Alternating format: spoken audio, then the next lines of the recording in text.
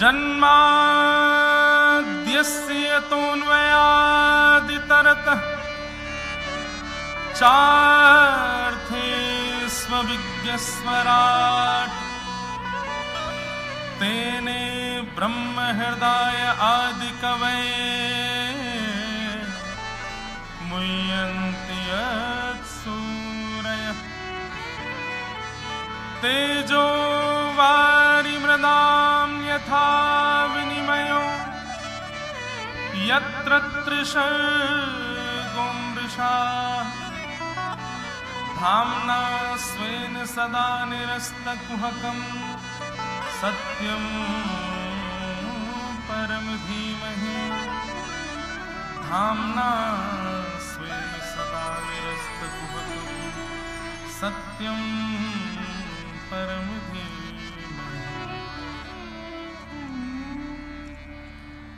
श्रीमद् भागवत जी का प्रथम श्लोक। सब लोग बहुत सावधानी से सुनो। आप लोग जब हमको देखेंगे तभी हम कथा सुना पाएंगे, तो आप सब लोग बड़े भाव से श्रवण करो ताकि जो भाव हैं वो प्रकट हो सकें।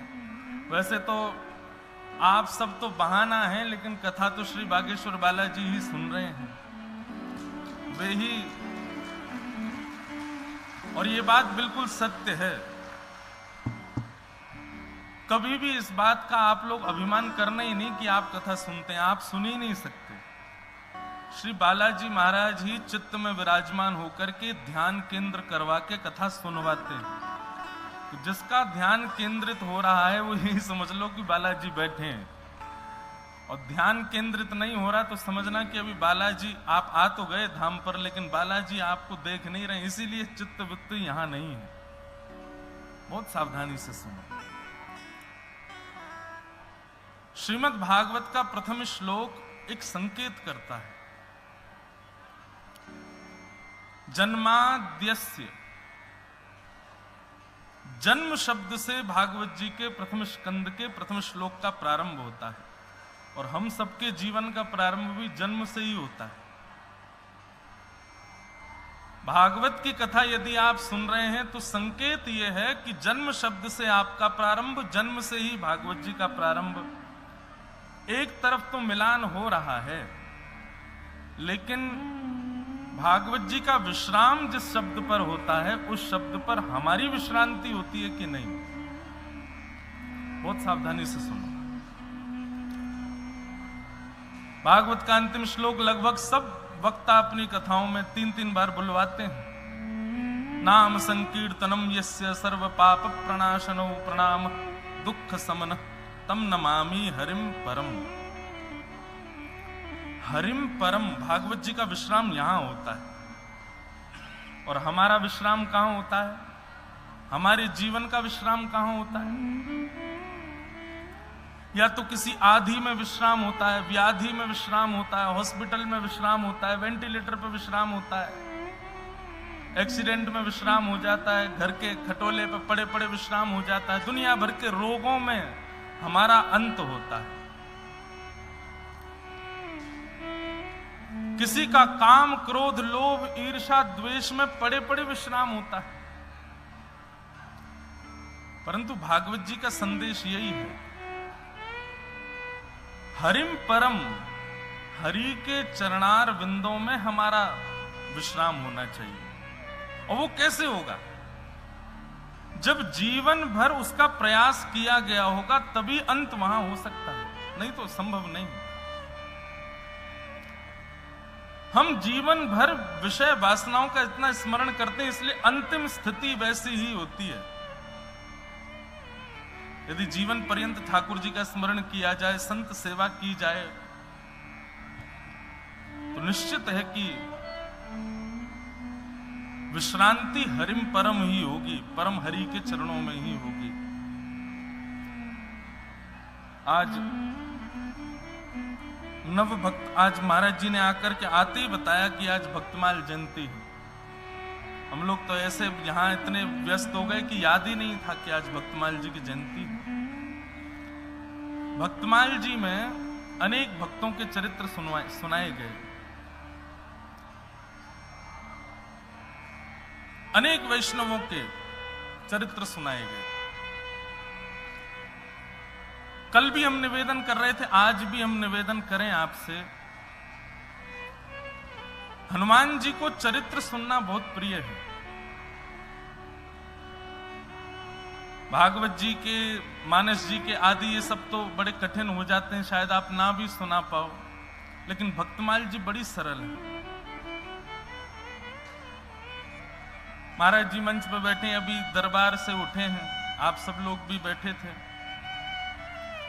हमें ऐसा लगता है कि यदि हनुमान जी को प्रिय भगवत चरित्र यदि हनुमान जी को नित्य सुनाना कोई प्रारंभ कर दे, भक्तमाल जी के एक भक्त का प्रसंग भी आप यदि हनुमान जी को नित्य सुनाओगे, तो फिर जितने संकट हैं, जितनी आदि व्याधि हनुमान जी महाराज सबको कोने कर देंगे।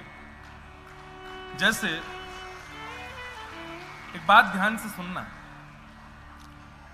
अब महाराज जी कथा करने कहीं जाएं, हम कथा करने जाएं, तो आयोजक लोग कितना ध्यान रखते हैं, कोई असुविधा ना हो, रहने की सब व्यवस्था, इनको कोई दिक्कत ना हो, गर्मी है तो एसी लगाओ, सर्दी है तो हीटर लगाओ, महाराज जी के लिए बढ़िया वाली गाड़ी रखो, बढ़िया भोजन की व्यवस्था रखो, सब व्यास जी को उत्तम व्यवस्था दी जाती है। क्यों? क्योंकि वो हमको कथा सुनाने आए हैं। ऐसे ही हम यदि हनुमान जी के लिए व्यास जी बन जाएं, नित्य हनुमान जी को कथा सुनावें, नित्य हनुमान जी को नवीन नवीन चरित्र सुनावें, तो हनुमान जी पूरी व्यवस्था करेंगे।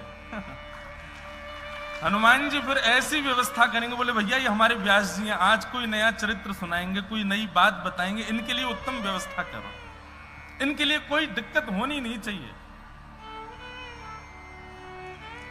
कल भी हम कह रहे थे और हम 7 दिन तक कहेंगे कि गोस्वामी तुलसीदास जी महाराज ने आज इतने सारे ग्रंथ लिखे,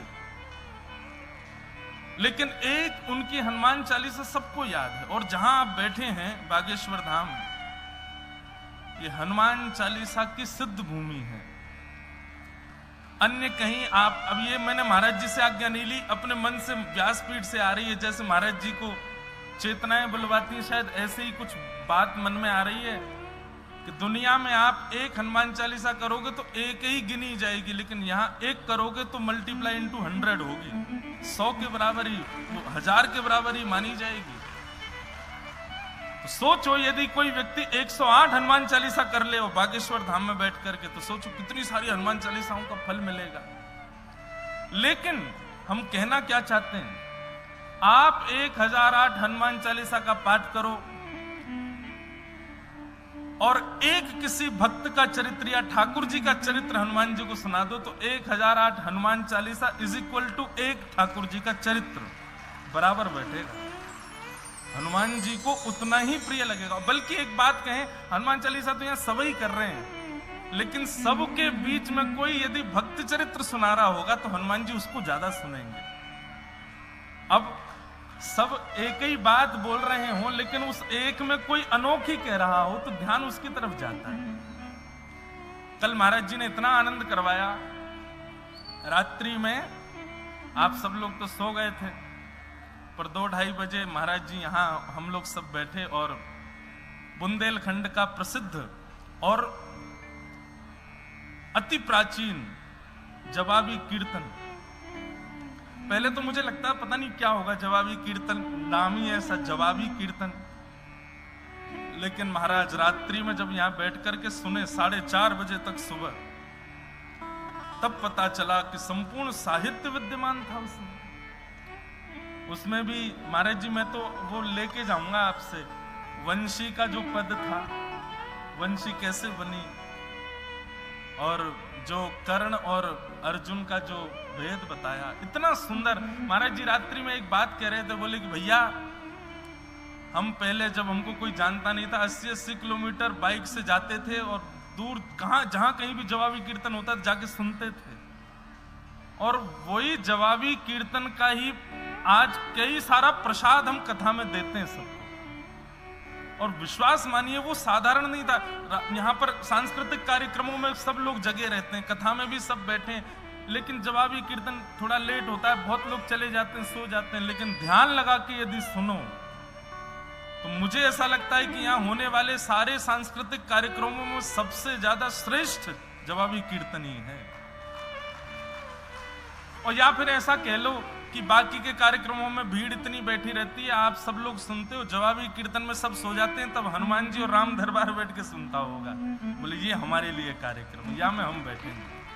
और सेना भी है ना सन्यासी बाबा की, वो उनके लिए भी तो कुछ हो, तो जवाबी कीर्तन बहुत सुंदर। आज भी होगा महाराज जी।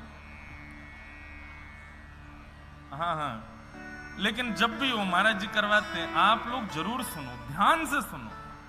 इतना सुंदर, रात्रि 2:30 बजे नींद आ रही थी, सारी नींद उड़ गई सुन करके, इतना आनंद आया। तो जब कुछ अनोखा बोला जाता है तो ध्यान अपने आप उसकी ओर खिंच जाता है। हनुमान चालीसा अपने आप में श्रेष्ठ है, अपने आप में अति बलशाली है, उसकी सिद्ध भूमि है बागेश्वर धाम। जैसे हमारे वृंदावन की महिमा में कहते हैं कि वृंदावन में सांस लो, कुछ मत करो, केवल सांस ले लो वृंदावन जाके, तो वृंदावन में सांस लेने मात्र से भजन का बल प्राप्त होता है। ऐसे ही बागेश्वर धाम में कुछ नहीं, आप पड़े रहो, सांस लेते रहो, तो ही आपको हनुमान चालीसा का बल मिल जाएगा। लेकिन यहां आवश्यक क्या है? प्रभु चरित्र सुनवे को रसिया, राम लखन सीता मन बसिया। हनुमान जी को प्रभु चरित्र बहुत प्रिय है, खूब सुना। तो भक्तमाल जी की महाराज जी चर्चा करके गए, तो महाराज जी एक नव भक्तमाल करके एक ग्रंथ है, और उसमें कई भक्तों के चरित्र हैं। आज एक चरित्र हम पढ़ रहे थे सुबह, उसमें भजन की इतनी भारी महिमा बताई गई, और उसमें एक पद है बहुत सुंदर। हर भक्ति के पथ पर चलने वाले व्यक्ति को यह पद जरूर सुनना चाहिए, बहुत सुंदर पद।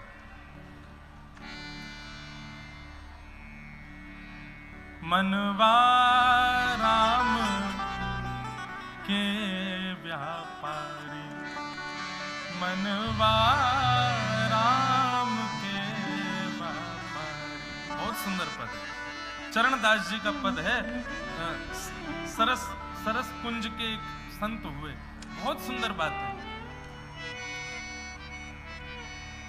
वे कहते हैं कि जब आप भजन के मार्ग में चलोगे तो कौन कौन सी बाधाएं आएंगी और उन बाधाओं से कैसे बचा जा सकता है। श्री चरणदास जी कहते हैं, 5 चोर सदा मग रोकत, इनसो कर छुटकारी। जब आप भजन के मार्ग में चलोगे तो 5 चोर आपको लूटने आएंगे। पंच ज्ञान इंद्रिय, पंच कर्म इंद्रिय, ये आपको लूटने आएंगे। इनसे बचने का एक ही उपाय है, क्या? चोर से एक ही उपाय से बचा जा सकता है। आपके साथ में कोई बलशाली व्यक्ति हो, या फिर ऐसा कोई व्यक्ति हो जिसको देख के चोर भाग जाए, तो ही आप बच सकते हो। तो भजन मार्ग में यदि चल रहे हो तो 5 चोर आएंगे, पंच कर्मेंद्रियां और पंच ज्ञानेंद्रियां अपनी ओर खींचने आएंगी आपको। उससे बचने का एक ही उपाय है, क्या?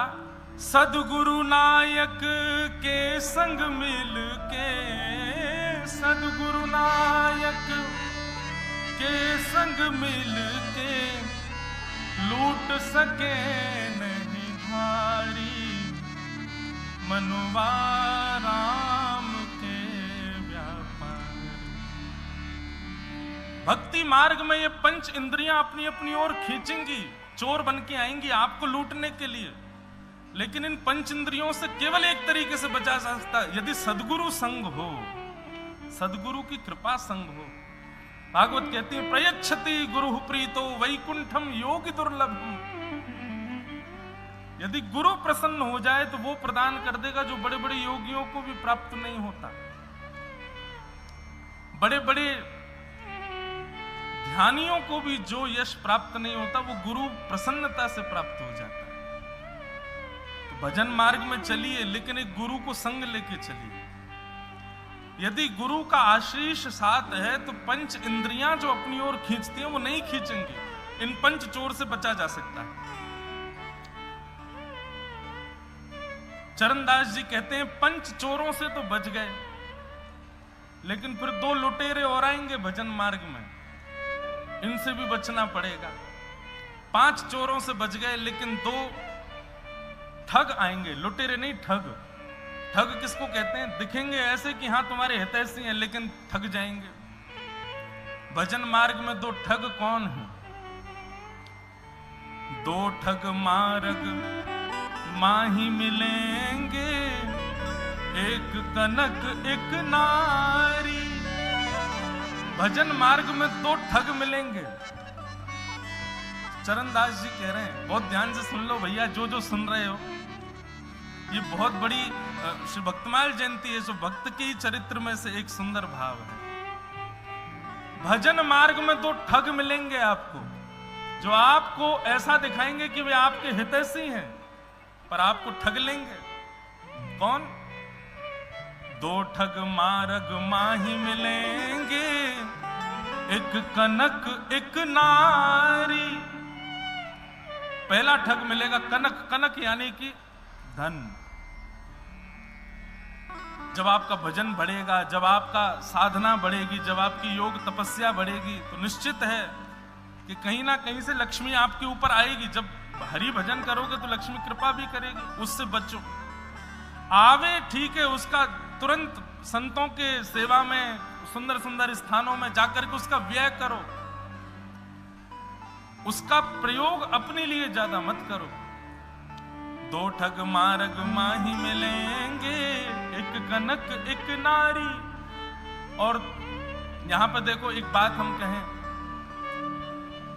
पुरुष के भजन मार्ग में नारी बाधा बनेगी और नारी के भजन मार्ग में पुरुष बाधा बनेगा, वो अपनी ओर खींचेंगे, उनसे बचो। केवल ये मत सोच लेना नारी नाम लिया है तो केवल नारियों को टारगेट किया जा रहा है, ऐसा नहीं है। भजन मार्ग में पुरुष के लिए नारी और नारी के लिए पुरुष, ये दोनों बाधा बनेंगे, इनसे बचो। सावधान हो पेच न खइयो, रहियो आप संभारी। महाराज जी एक बहुत अच्छी बात यहां समझ आई। श्री चरणदास जी कह रहे हैं कि जब 5 चोर मिलेंगे तब गुरु बचा लेंगे, लेकिन ये 2 ठग मिलेंगे, इससे तुमको खुद ही बचना पड़ेगा, कोई और नहीं बचा सकता। कनक और नारी से, किसी के गुरु आश्रय से आप नहीं बचोगे, ये तो आपको खुद पर ही संयम करके बचना पड़ेगा। सावधान हो पेच न खइयो, रहियो आप संभारी। अपने आप को संभाल लेना भैया इन 2 स्थितियों में। मनुवा राम के व्यापारी। अगर इन 5 इंद्रियों के चोरों से, कनक और नारी रूपी ठग से यदि बच गए तो क्या होगा? भजन चलता रहा। तब चरणदास जी कहते हैं, हरि के नगर में जहां पहुंचे गो, पे हो लाभ उपारी। चरणदास तो को समझावे, चरणदास तो को समझावे, ए मन बारंबारी। मनुवा राम के व्यापारी, मनुवा राम के व्यापारी। इसलिए भैया भागवत जी का प्रारंभ जन्म शब्द से हुआ, भागवत जी का विश्राम हरि परम परम हरि के चरणारविंदों में हुआ। लेकिन इस पूरे मार्ग में ये 7 भावों से आपको बचना है। 5 इंद्रियों के आकर्षण से, कनक और नर नारी से, इनके आकर्षण से यदि बच गए तो क्या होगा? हरि के नगर जा पहुंचे गो, पे हो लाभ उपारी। तुरंत हरि के नगर में पहुंच जाओगे, ठाकुर जी की सन्निधि में पहुंच जाओगे, भगवत कृपा हो जाएगी। श्रीमद् भागवत जी बंधुओं, महाराज जी भागवत जी क्या हैं? जैसे आजकल आपको तो जरूरत नहीं पड़ती, लेकिन कई लोग जब कहीं जाते हैं तो फोन में डाल लेते हैं, जैसे छतरपुर से वृंदावन तो डाल लेंगे गूगल मैप में, वो रास्ता बता देते हैं, यहां से निकल जाओ, कम भीड़ मिलेगी, जाम कम मिलेगा, ऐसे जाओगे तो समय ज्यादा लगेगा, आदि आदि। ठीक वैसे ही जीवन रूपी मार्ग को पार करने के लिए श्रीमद् भागवत जी नेविगेशन है। अगर इनके बताए हुए पथ को अपना लिया, चलो इसी बहाने से ही महाराज जी ताली बजाते हैं, आप सुन तो लेते हो इसी बहाने से ही, लेकिन ये बहुत सुंदर बात है। भागवत जी क्या है? पथ प्रदर्शक। आपको पथ दिखाएंगे, ऐसे जाना है, ऐसे रुकना है, यहां वेग लगाना है, यहां तेजी से चलना है, आगे ब्रेकर आ रहा है थोड़ा उछल के चलना है, संभल के चलना है। ये सारे मार्ग पर आने वाली व्यवस्थाओं को व्यवस्थित करती हैं भागवत जी। और यदि कोई भागवत आश्रित हो जाए और मार्ग पर चलने लग जाए तो निश्चित है भागवत जी का जो अंतिम श्लोक है वो पूर्ण होगा। हरिम परम, परम हरि के चरणारविंद प्राप्त होंगे ही होंगे, निश्चित प्राप्त होंगे। ऐसी भागवत जी की मधुर प्रारंभिक हुआ जन्माद्यस्य तोन्वयादि तरतः प्रथम श्लोक में भगवान के अनेक अर्थ किए गए हैं वैष्णवों के द्वारा। श्रीमद् भागवत जी के द्वितीय श्लोक में 4 बातें बताई: विषय, अधिकारी, संबंध और प्रयोजन। धर्म प्रोजित कैतवोत्र परमो निर्मत्सराणां सतां वैद्यं वास्तवमत्र वस्तु शिवदं तापत्रयोन्मूलनम्। श्रीमद्भागवते महामुनिकृते किं वा परेरीश्वरः सद्यो हृद्यवरुध्यते त्रिकृतिभिः शुश्रूषुभिस्तत्क्षणात्। सबसे पहली बात, भागवत जी का विषय क्या है? तो धर्म प्रोजित कई तवोत्र परमो, सुनने वाले के चित्त में परम धर्म का प्रादुर्भाव करना, यह भागवत का विषय है। परम धर्म किसको कहते हैं? जहां परोपकार की भावना आए, दूसरों के हित की भावना आए, उसको परम धर्म कहते हैं। जहां अपने और अपनों की हित की भावना, वो धर्म है, लेकिन जहां सबके हित की भावना, वही परम धर्म। तो कथा सुनने वाले व्यक्ति के लिए ऐसी स्थिति होती है कि वो दूसरों के उपकार में ज्यादा समय व्यतीत करता है। यह भागवत का विषय है। भागवत जी का अधिकारी कौन है? तो कहते हैं निर्मत्सराणाम सताम, जिसके चित्त में मात्सर्य दोष नहीं है, वही भागवत जी का अधिकारी। कथा सुनने और कथा कहने दोनों का अधिकार उसी को है जिसके चित्त में मात्सर्य दोष नहीं। मात्सर्य दोष किसको कहते हैं? दूसरे के सुख से दुखी होना, किसी की प्रसन्नता से दुखी होना, इसको मात्सर्य दोष कहते हैं। और मात्सर्य दोष जिसके अंदर होता है, ना तो वो कथा सुनने में रुचि रखता है और ना ही वो कथा कह पाता है। मात्सर्य दोष नहीं होना चाहिए। सबके सुख में प्रसन्न रहे, सबके आनंद में आनंदित रहे, ऐसा स्वभाव जिसका हो, उसी को कथा सुनने और कहने का अधिकार है। मात्सर्य। निर्मत्सराणाम सताम। तो भागवत का विषय हमारे हृदय में परम धर्म का बीज बोना। भागवत का अधिकारी जिसके हृदय में मात्सर्य दोष नहीं है। और तीसरी बात, भागवत किससे संबंध कराती है? वैद्यं वास्तवमत्र वस्तु शिवदम्। भागवत जी की कथा कराने से केवल एक ही काम होगा, बहुत सावधानी से सुनिएगा। कथा कराने से पितृ मुक्त हो जाते हैं, कथा कराने से पाप निवृत्त हो जाते हैं, कथा कराने से आदि व्याधि खत्म हो जाती है, कथा कराने से व्यापार चलने लग जाता है, आदि आदि ऐसी भावना लोगों की। लेकिन एक बात आप बिल्कुल ध्यान से सुन लीजिए, कथा कराने से ये सब होंगे इसकी कोई गारंटी नहीं, पर एक चीज की गारंटी है कि कथा कराने से कृष्ण अपने हो जाएंगे, कृष्ण प्रिय लगने लग जाएंगे, कृष्ण आपको अपना मान लेंगे। और देखो ये कोई मनगढ़ंत बात नहीं है, प्रमाणित बात है। वैद्यम वास्तव मत्र वस्तु शिवदम, भागवत जी केवल एक ही कारण करती हैं पूर्ण, कृष्ण को आपका प्रिय बना देंगे, आपको कृष्ण का प्रिय बना देंगे।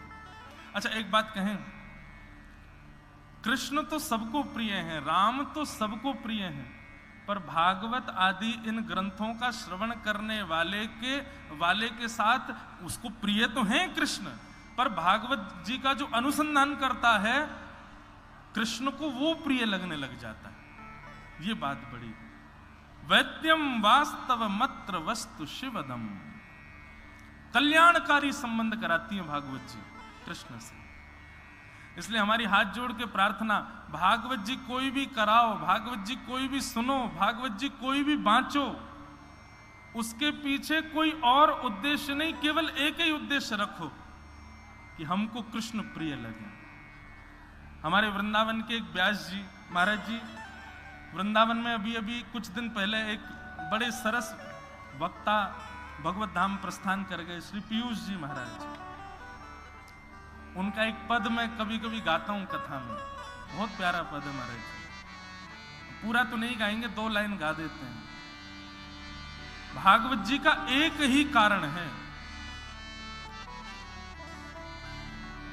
जिस नगर से मुरलिया की धुन आएगी, उस नगर पे उमरिया ये कट जाएगी, उस नगर पे उमरिया ये कट जाएगी, उनकी तस्वीर मन में बसाए रहे, हम उन्हीं के रहे, हमारे श्याम सुंदर सदा हमको प्यारे रहे, हम उन्हीं के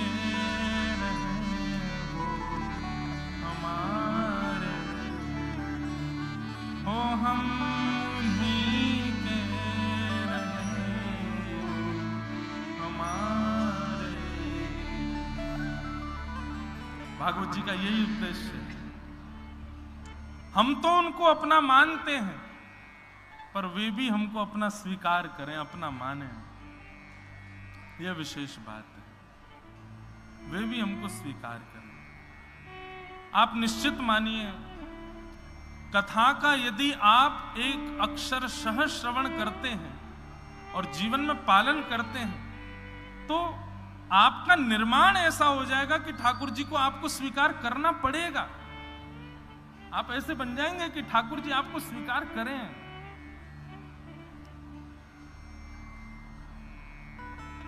भागवत जी क्या है? श्रृंगार की एक सामग्री है, और सब सुनने वाले श्रोताओं का भागवत जी श्रृंगार करती हैं। श्रृंगार क्यों किया जाता है? ताकि कोई हमसे रीझे, कोई हमसे आकर्षित हो जाए। लेकिन भागवत जी ऐसा श्रृंगार करती है कि इससे कोई और नहीं, केवल और केवल श्री रामचंद्र जी रीझते हैं, केवल ठाकुर जी रीझते हैं, और कोई नहीं रीझे। कथा सुनने वाले से ठाकुर जी रीझते हैं। वैद्यम वास्तव मत्र वस्तु शिवदम, तापत्रयोन्मूलनम, 3 प्रकार के तापों का उन्मूलन करे, ये भागवत जी का प्रयोजन है। आदि दैविक, आध्यात्मिक और आदि भौतिक 3 प्रकार के ताप होते हैं। उन तीनों प्रकार के तापों का उन्मूलन करती हैं भागवत जी। उन्मूलन का मतलब क्या है? कल भी मैंने कथा में बताया था कि कथा सुनने से, भक्ति मार्ग पर आने से कष्ट कम नहीं होते, कष्ट का प्रभाव कम हो जाता है। कष्ट तो हमारे प्रारब्ध हैं, वो तो आएंगे, लेकिन उसकी अनुभूति कम हो जाएगी।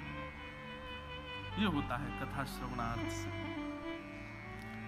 तो ये भागवत जी का प्रयोजन है, तापत्रयोन्मूलनम,